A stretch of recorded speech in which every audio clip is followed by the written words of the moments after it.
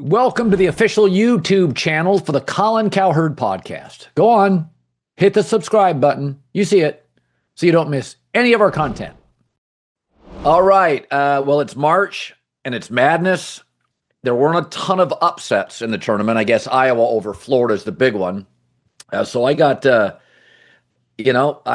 Michigan and Arizona are the two best teams I've seen. And I thought, I'm going to call Doug Gottlieb, coaching now the Green Bay Phoenix, second year. They finished third in the Horizon League. His first year, his top scorers all got hurt. Second year, he builds it back up. And they were very viable to the very end. And I've been keeping in contact with Doug and his basketball journey. And I thought, let's get him on here and talk about a lot of different stuff. I told Doug today, I said, hey, this UConn-Duke game, it's getting lopsided. If you want to record this early, he's like, hold on, it's Dan Hurley. Let's hold on. And he was right. So it's good seeing you. We've talked several times. Doug, it's funny about UConn. I mean, we both lived there for a long time. It's really, they're like a pitcher who gets better in the later innings. Like, they're so good in the second half. They just wear you down. They're so physical. The Boozer kids had a couple of bad turnovers. It's just like, they're kind of built for March. The refs let you play a little bit, like the NBA playoffs. The games get physical. Were you shocked they came back to beat Duke? Yes. Yeah. From this perspective, again, like you watch it, I've always watched it a little bit differently, right? In my analyst days. Now, as a coach, you watch it completely differently. And I was so impressed by Duke's preparedness for all of what UConn does. UConn's post-double, they just sliced it and diced it for the first, 2/3 of the game. And then UConn, they have a half-court offense, but they run a lot of sets and pre-planned stuff. And when you have one day to prep, you can't prep for everything somebody does, Right. So you have to have had kind of the fundamental core. This is what we do when this type of set, when this type of offense, if it's a zoom, if it's an away action, if it's a ball screen, whatever. Again, like I'm watching this game going, man, how does Duke know everything that UConn's doing and they're using it against them? Empty side ball screens, easy dunk layup. And then something just changed, where they started to get stops. They got a couple run throughs. They hit a couple shots. Mullins hit the big three, obviously, to win it, but he missed one right before the TV timeout with like 12 and change. And I was like, they're not going to get over that hump, because they had other opportunities to get it back to where all of a sudden you get some clenching from Duke. So I just, again, it's an incredible staff. And there's no perfect coach, there's no perfect people. But the one thing Danny is a fighter. And, his whole sideline demeanor, which everybody talks about, it's all directed at the officials and the crowd. Yeah. It's not directed at his players. Right. Now, look, I can't get away with it. I got a tee this year. I didn't say anything. Like, it's crazy. Right. But he pushes that border. But what it does is he fights for his players to the very last moment. And the players play above their level of toughness, if that makes any sense. Yeah. He's got tough kids, but they play even tougher because they got that maniac over there on the sideline. I think that's all part of why it works. Yeah. Yeah. I mean, for a while it was Terrace Reed against Duke. Seriously, he was the offense. And it was funny because I kept thinking, oh man, they just need a Stephon Castle. They just need another NBA. They don't have that. That's what this team is missing. They don't have a throw it to the dude. He's going to go get you a bucket guy. Not what they have. They were 30th in the country. I watched them get blown out by Marquette. They just have nights when they can't hit shots. Yeah. But there is a toughness to UConn. I've just always liked the program. And what's interesting, you go from Calhoun, who, like Hurley, just preached toughness, just grind. And it took them a while. They had Kevin Ollie, they had coaches, and then they find Hurley. Hurley's a little bit of an extension of Calhoun, where he's just really tough. They kind of found their secret sauce. It's not the sexiest program, but they always have length. They always have toughness. They play defense. It's interesting. And Michigan, Arizona looks like the marquee game, but be careful because UConn and Illinois are great. In your world, it's fascinating about this. So Illinois has a player that was the 261st ranked player in high school.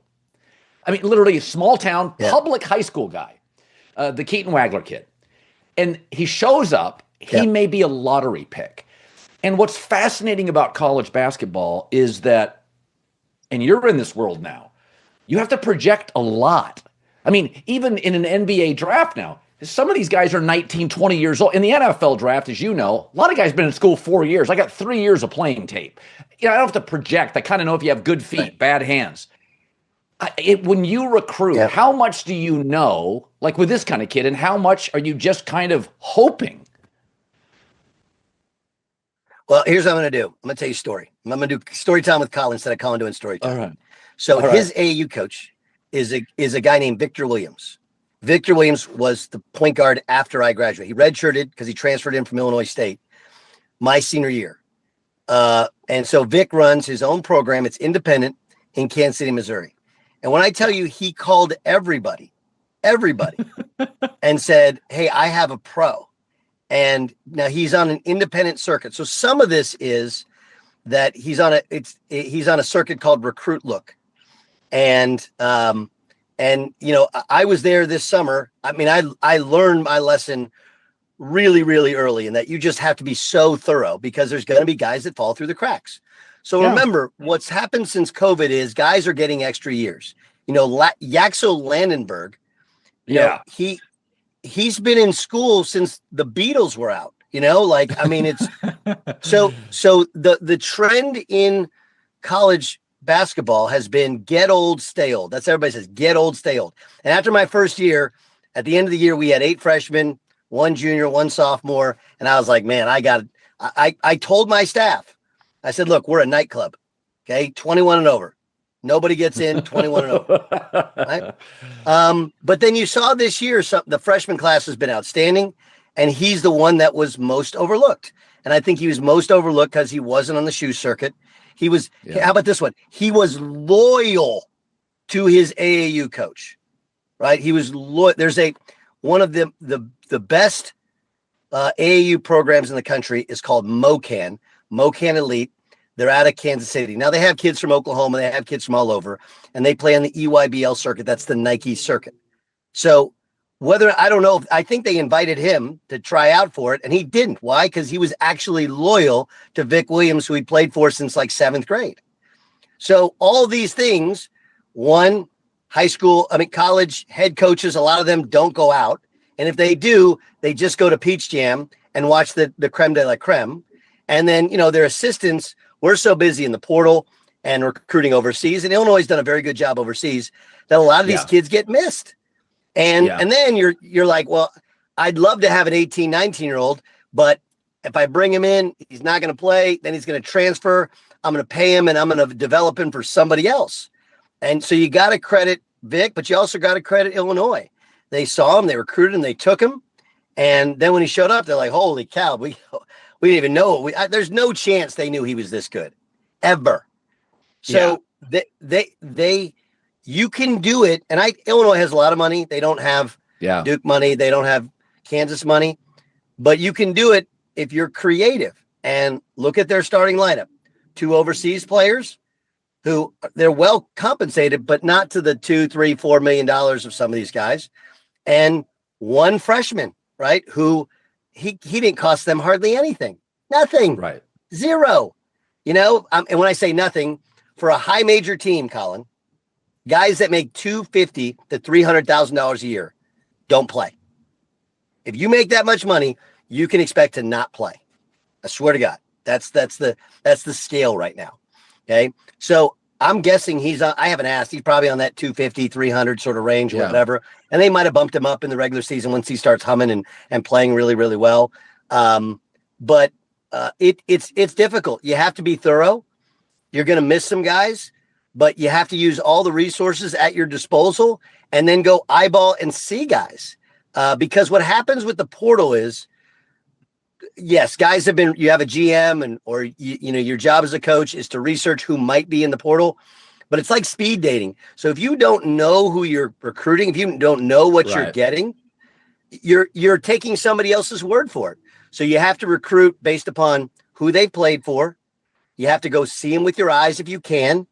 And then you really, really got to try and know the kid, know the person, so you might know what you're getting. Even then, you're going to miss because recruiting is not an exact science. Well, and let's talk Michigan. So they get Adai Mara from UCLA, and at UCLA he was averaging 5 a game, and then the Spaniard, and then you watch him this year, and this is just life. I mean, we both have kids. Kids develop at different times. Now he's an offensive big guys, especially. Yeah, big guys, especially. So he's 7'3", much more aggressive offensively than at UCLA. That I saw him play probably twice a year at UCLA, and he was 7'3", he was big. He's a good passer. You can kind of run some offense around him. He's obviously a dominant defender. It's just like, I mean, I think Michigan thought they were getting a really good player. Like, I'm watching him today live. I was at the game, and I'm like, I don't know how college guys, it was like Zach Edey, and they're different players, but it's like, that's hard to defend at the college level. Like Arizona's got the guard play. Michigan's big, Doug, when you're watching them live. Like, I don't know. They're gigantic. I don't know if they're gigantic. Well, and then remember, they have Elliot Cadeau, who was at North Carolina. He too has developed. He was a non-shooter early on at North Carolina. So they've taken guys that other people have developed and then putting them in their system. And then Landenberg, I think he's just a monster, but it's a man playing against boys. Yes. But they have all of this is portal, but all this is portal of understanding who a guy is, right? Mara, UCLA's offense is not what Michigan's offense is, right? Mick Cronin's all about toughness and then a lot of ISOs and the shot clock, whereas Michigan, it's really pretty. It's beautiful basketball. Oh, God, it's beautiful in person. It's beautiful. Yes. Well, so Mike Boynton runs the defense there. He's the former Oklahoma State head coach. He's a dear friend of mine. And, when Mike was at Oklahoma State, I begged him for years, hire me to run your offense. And so, we share offensive stuff with Michigan. We don't have that personnel. We don't have big guys. We don't play that way, but it's beautiful. But the point is that think about who they got. Landenberg was at Alabama, Birmingham, playing for Andy Kennedy, very well coached. Okay. And Mara was at UCLA. You can pick apart anything about Mick Cronin, hell of a coach, right? Elliot Cadeau had played at North Carolina for Hubert Davis. So you're recruiting high-level players who have been developed by high-level coaches, and then you put them in a system, and you have some money, you have quality coaching, and I mean they're incredibly dominant, just a dominant basketball team. Today's show is brought to you by our presenting sponsor, American Beverage. If you think about some of the most iconic drinks in the country, the ones you grab at a barbecue, the ones you raise to celebrate your team, that have been part of your story for decades, Coke, Dr. Pepper, Pepsi, there's something people don't always think about. The companies behind those brands are still making their drinks right here in the U.S. While there's a lot of talk about bringing manufacturing back, America's beverage companies never left. They're American companies making American products with American workers in America's hometown. So 275,000 men and women across all 50 states, real jobs, good paying jobs, the kind of jobs you can raise a family on. So more than 100 years, those brands have been part of everyday lives, and they're still here, still investing, still operating in communities around the country. So if you care about strong local economies and companies that walk the walk, check out the good work and what they're doing at wedeliverforamerica.org. And they'll play Arizona. Tommy Lloyd was with Mark Few for 20 years. Now he's been at Arizona for 5. He's been a coach of the year, national coach of the year twice. He was always a great recruiter for Mark. And it's hard to get people to Spokane, despite the fact it's a great program. It's much easier to get them to Arizona, and Arizona's got a lot more money. I kind of laughed at the Tommy's going to go to UNC. I'm like, guys, Arizona's got a lot. Yeah, I don't laugh at that yet, Colin. I mean, that's the working rumor in college basketball is Arizona doesn't have that much money. There's some fracture in the relationship there with his athletic director. And I was told that Michael Jordan called him 2 nights ago. So that's the working rumor. Wow. So I don't know. None of this is firsthand knowledge. But again, so look at Tommy, right? He does an incredible job with international players. But he didn't just start recruiting internationally. He's been recruiting internationally for 20 years. He has deep relationships, but he's also so much of this is about evaluating talent. Right? It's no different than you cover the NFL draft and you know how to evaluate, and the people you gravitate towards are people who evaluate talent well. What does it project to in a college basketball floor? What does it project to in how we play? And then what does it project to? Honestly, you got to ask yourself, how does it project when I'm paying him more money than he's ever made in his life That's probably the hardest one, right? Does he fit in our culture? So, I mean, look, Tommy's done it with these international players. Krivis, I mean, those guys are awesome. That comeback last night and was so good. But that comes from, like, Tommy Lloyd knows who the good and bad actors are in international basketball. Like, if I was to show you my WhatsApp inbox, I got 50 agents from Serbia to Finland to Germany to Israel to Norway to Turkey, South America. Like, I got all these agents and they all send you guys. And like, look, you have to be thorough and look through all these films. But if you don't know who the good actors and bad actors are, you're going to be guys sending you people. Now, he's a high major player. And if you don't know, you're going to make some mistakes. Tommy makes very few mistakes in international basketball, and it comes from unbelievable relationships. And just like the rest of these guys, great evaluation of what works for him and how they're going to fit in the college basketball system. Yeah, and he does it his own way. They don't shoot any threes. I mean, it's like, UConn. Well, okay, so there's the math, right? Right. Basketball is about math, right? So, and sometime you and I, we should sit down. I'll tell you kind of how we figured out our math for our team, for our group. And it won't always be the same math because every group's different, right? So if you can't shoot threes, Colin, what do you have to do? Well, you have to, first of all, if you can't shoot threes, you better have some size. You have to pound the ball low, obviously. I would think you'd want to slow the game down, wouldn't you? Well, you want to slow the game down usually, okay, when you have inferior talent. We played at a slower pace. We played at one of the slowest pace in the country because we didn't feel like we had the depth of athleticism, the depth of talent. And we had to be unbelievably efficient. We were the most efficient team from 2, from 3, and we got to the free throw line time. You got to get the free throw line, but you have to get more possessions than the other team, okay?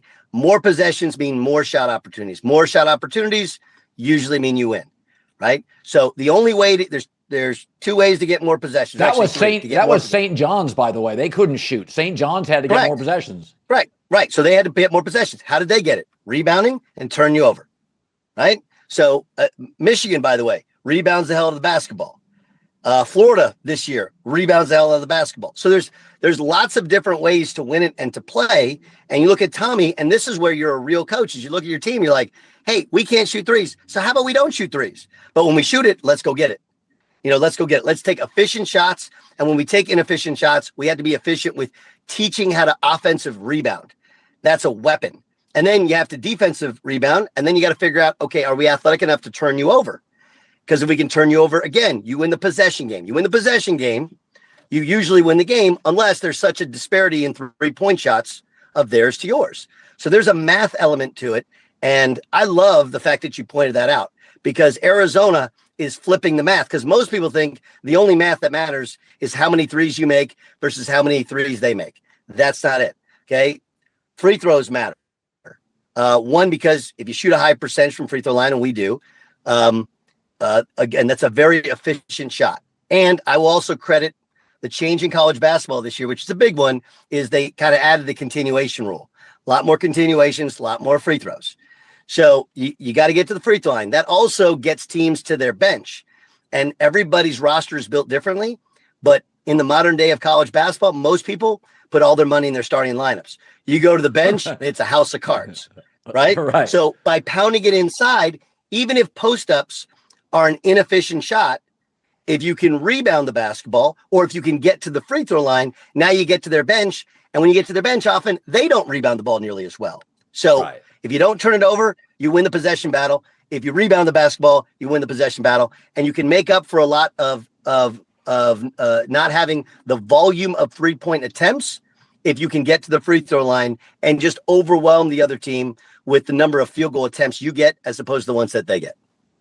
Well, it's interesting, Doug. We both live in the Midwest now. Michigan State's the last team like 25, 30 years ago to win a natty from the Big Ten. Now they dominate the sport. At one point, I looked it up. I was sitting there counting. At one point, favorites went 16-0 one day in this tournament, 12-4 another. And those Big Ten teams, when they're favored, I saw a stat the other day, Big Ten teams favored in the last couple of years in the tournament were 32-5, and Wisconsin had 3 of the 5 losses. So like Big Ten teams are favored and they win. I predicted a little bit of this. I said, listen, the Big Ten schools, those kids, there's not a lot of jobs in the Midwest outside of Chicago. They flee to the coasts and they make really good money. And they still love their Big Ten teams. And they'll write checks. And the Big Ten now has 3 straight national championships in football. This year they returned 7 first or second round quarterbacks, and they dominated this tournament. I mean, I if I had to guess today, I would have Michigan against Illinois in the Natty, although, I mean, Arizona's guards are great, Tommy's great, and, Dan Hurley wins in the March. But is the Big Ten's resurgence and dominance, is it just checks, Doug? Is it, from my purview, it's really good coaching and checks? Yes. Yeah. Yes, and I would say there's great coaches in the Big 12. I would say that the Big 12 has been an unbelievable conference. Kansas a little down this year. Houston, not as good as they had been this year. But let's cut to brass tacks. You and I know this. The SEC cheated the brains out for years, right, in football. So it's a curious thing when everybody can spend money on their roster, right? Right. So now let's see how good you are, right? When everybody's got dudes. Because you go and look, there's still a different caliber of athlete at times in the SEC than some of these teams. But when I worked at CBS, I started covering more SEC, and I got to go to SEC football games as well, just as kind of a fan and be on the sidelines. And back then, like, there was just a different. You look at even now, you look at the Big 12, they just look different. The basketball expression is that guy's sneakers squeak different, right?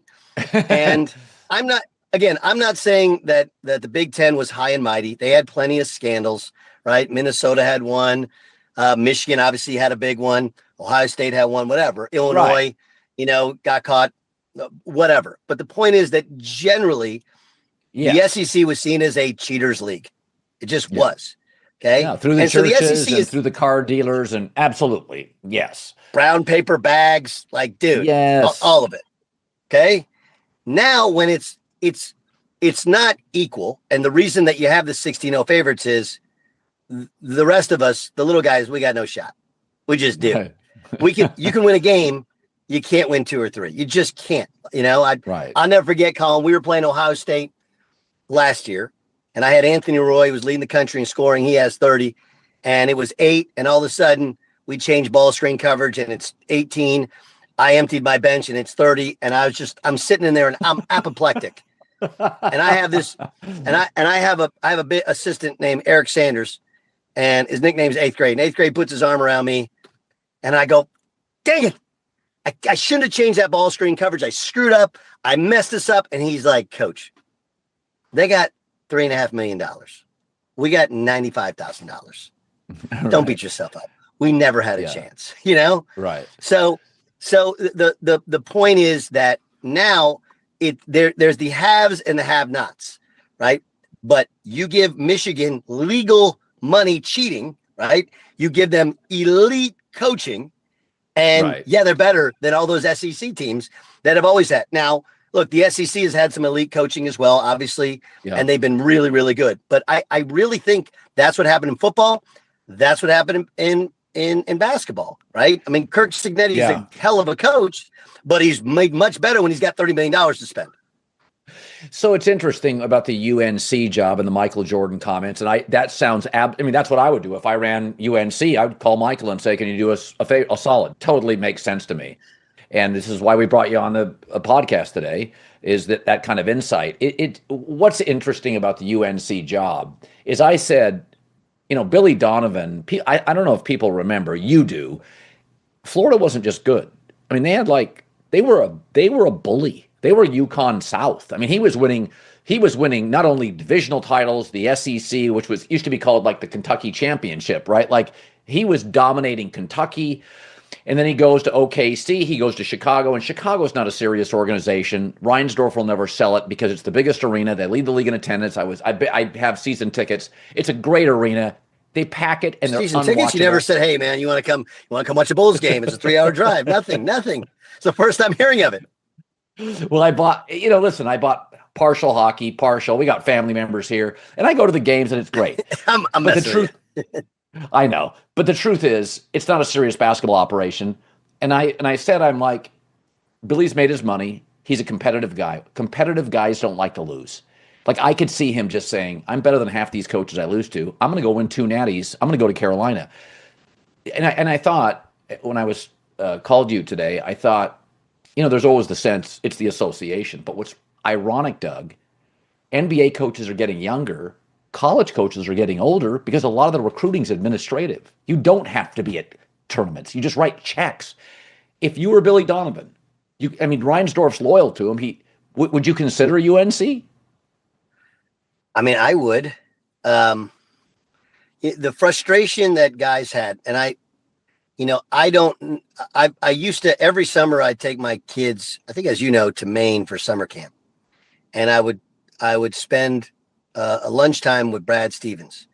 And Brad's always been like, not going back, not going, like, the NBA is great because it's all about basketball. Yes. You don't have to worry about academics. You don't have to worry about recruiting. Nothing. Nothing. Okay. So agents sometimes, players, egos, but it's basketball. It's the best coaching in the world. Anybody says otherwise literally doesn't know anything.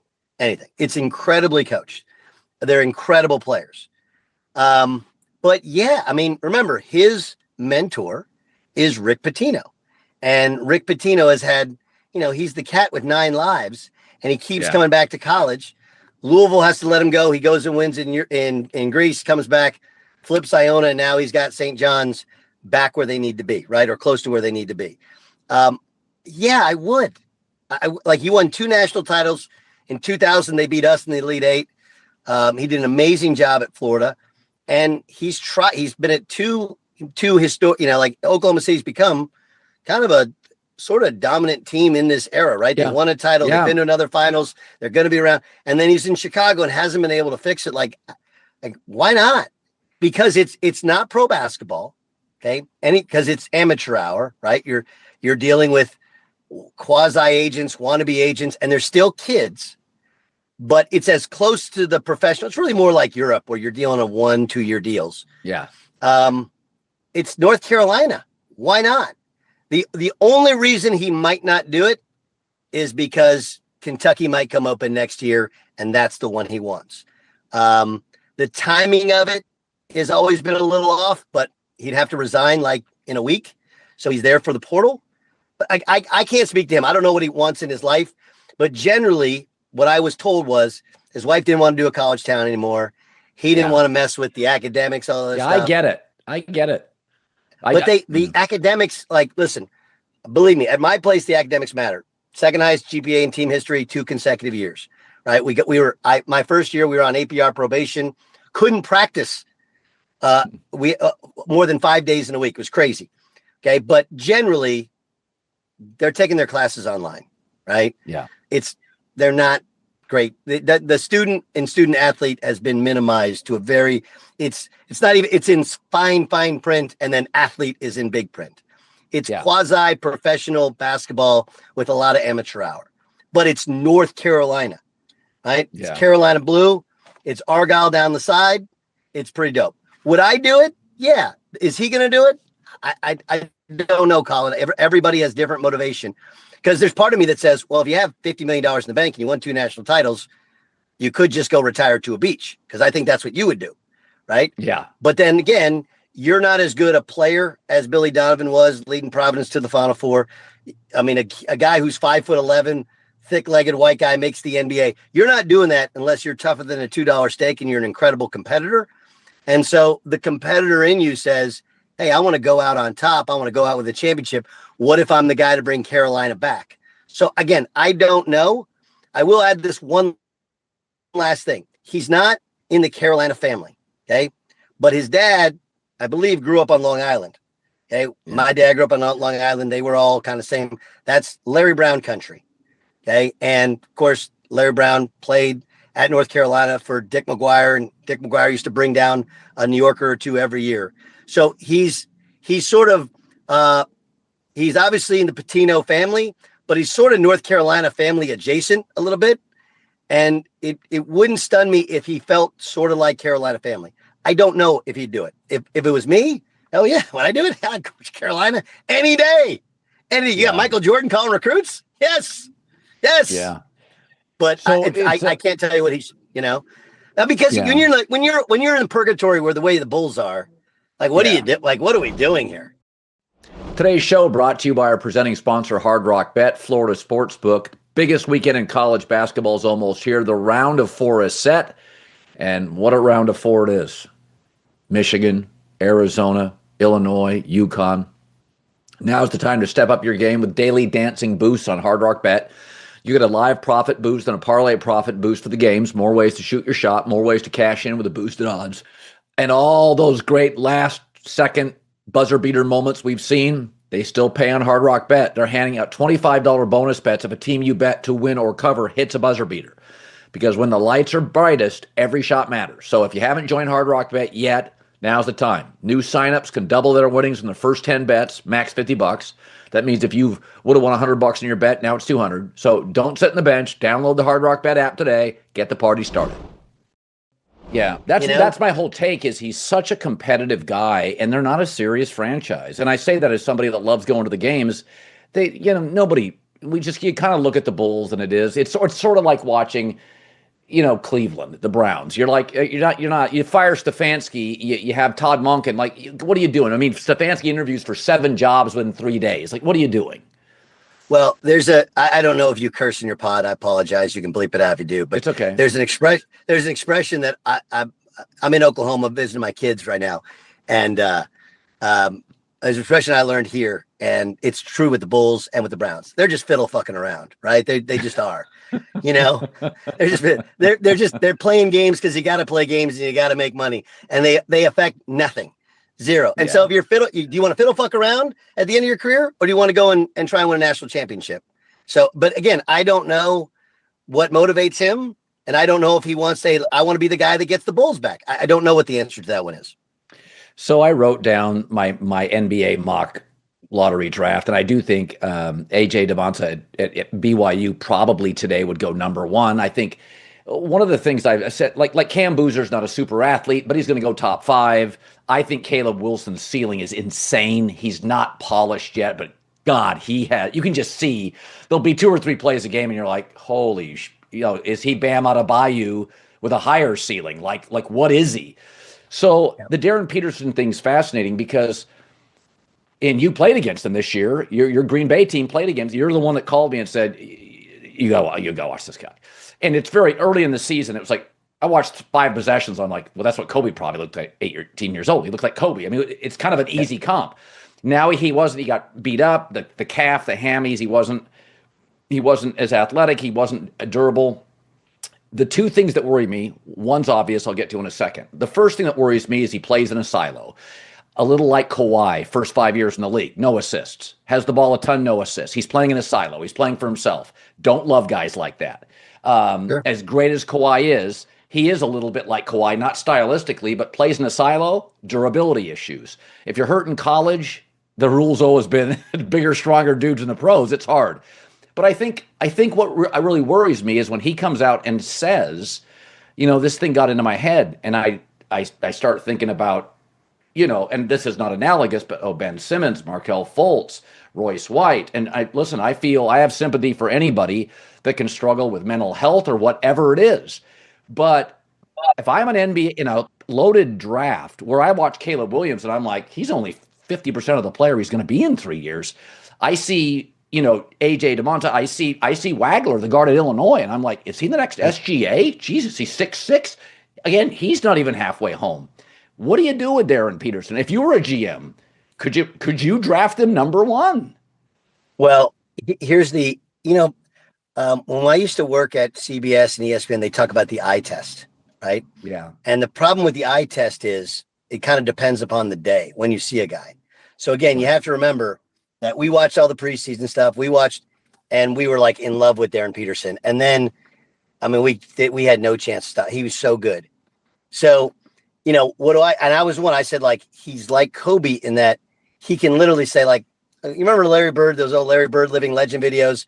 I'm going to get the ball right here and I'm going to dribble right there. I'm going to shoot it. I'm going to make it. And then he did it. Yeah. It feels like he gets to his spots and he plays. He's never sped up. He plays at his own pace. He's great. Yeah. First thing everybody should know is, that if the Utah Jazz have the number 1 pick, They're taking AJ DeBonsa. How do I know? He went to Utah Prep, which is funded by Ryan Smith. He went to BYU, which is funded by Ryan Smith. Ryan Smith owns the Utah Jazz. If you want to call something tampered, there's never been a person that has ever been tampered with more than AJ DeBonsa to end up with the Utah Jazz. Ever in the history of anything. Everybody knows it. Everybody. So that's the first thing. It doesn't matter who else. Jesus Christ could be getting ready to walk on water and turn water into wine. They're drafting AJ DeBonsa. Outside of that, boy, it's hard because the Arkansas point guard, he's tremendous. Tremendous. Darius Acuff. Darius Acuff. Woo, he's fantastic. And by the way, he's athletic and can also catch and shoot. A lot of athletic guards are rhythm scorers. He can catch and shoot. You can put, and he's also a great passer, which a lot of great scorers aren't. Yeah, well, he'll run your offense tomorrow, and he'll be great at it. Would I draft him? I'd really have to know what's going on with the shutting it down at halftime thing.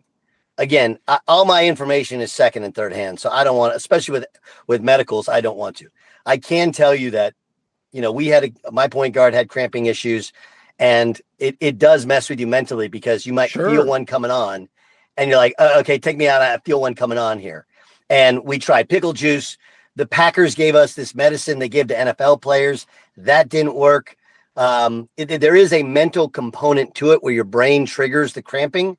Again, this is from actual experience with my leader, my team captain. So I would just have to know more about the medicals.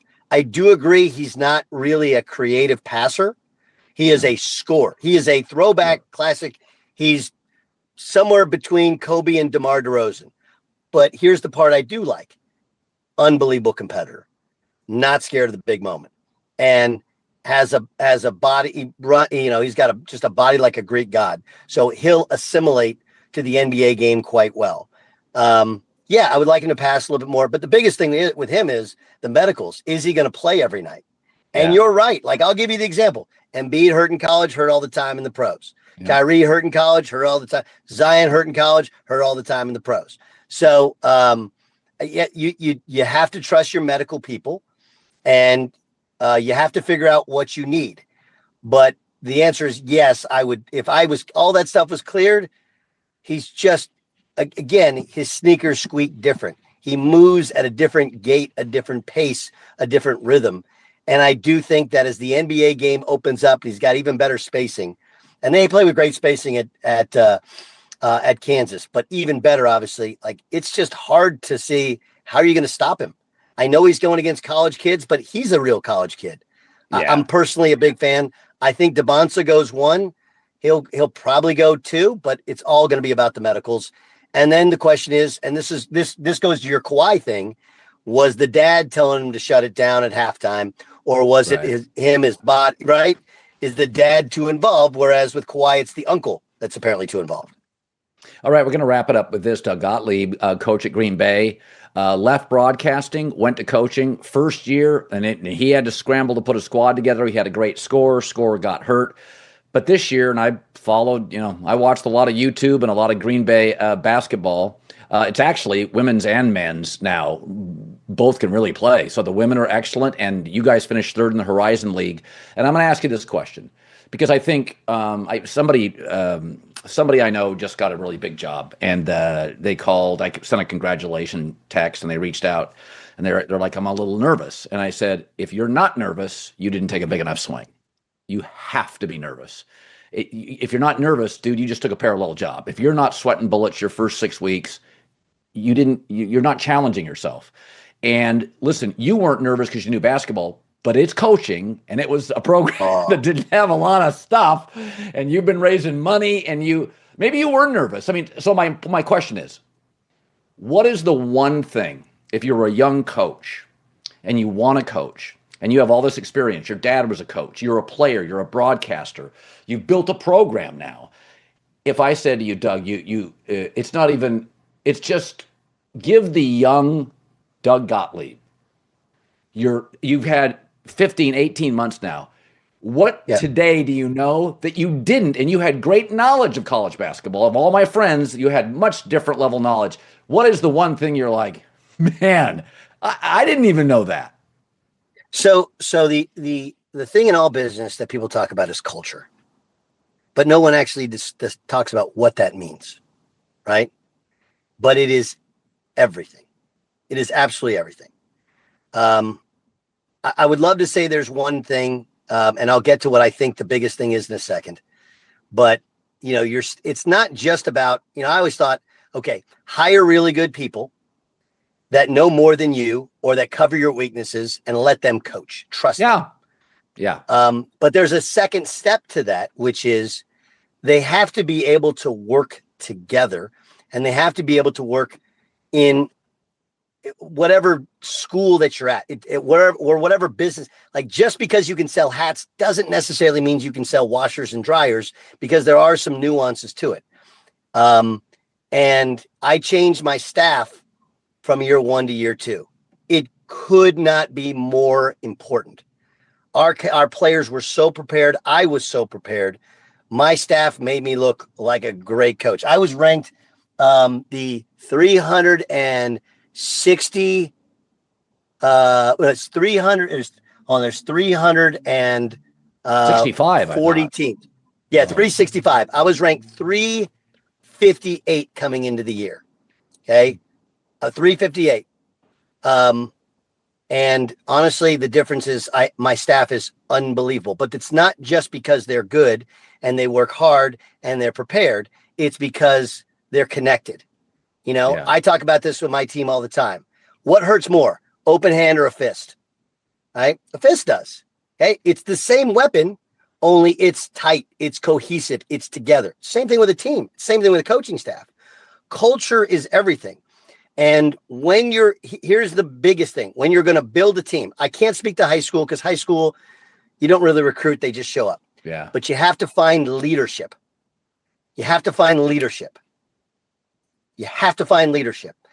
That's how you build your culture. Who's your leader? Who holds them accountable? And then you have to hold that person the most accountable.